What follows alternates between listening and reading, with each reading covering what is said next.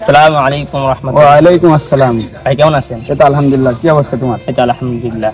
তো হুট করে আমার এলাকায় যে এলাকায় আসছি ভাই, কোনো আল্লাহওয়ালা বুজুর্গ আছে নাকি আপনার এলাকায়? কেন, কি দরকার? ভাই মাসলা জানার দরকার ছিল। আছে তো অবশ্যই। তো চলুন যা যাক। তো চলো যাই আমার এই ইমাম সাহেবের কাছে লিখে দিই। এই যে আমার ইমাম সাহেবের কাছে চলে এসেছি। আসসালামু আলাইকুম। আসসালামু আলাইকুম। কেমন আছেন হুজুর? কেমন আছেন? আলহামদুলিল্লাহ। বসেন বসেন। ও আল্লাহ, কিছু বলবেন নাকি? হ্যাঁ, আসছিলাম, আপনার একটু খোঁজ করছিল রাখাল ভাই, কি বলে বলবি। শুধু একটা মাসালা জানার দরকার ছিল যে আমার খেতে যে একটা গরু আছে, কোনো গরু আসি ফসল নষ্ট হয়ে যাবে, এদিকে মাসালা। একটাই মশলা, যে গরুর মালিক যে তার ওই পুরো ফসলের দাম দিয়ে দেওয়া লাগবে। হুজুর, গরুটা মানে আপনারই ছিল? কি?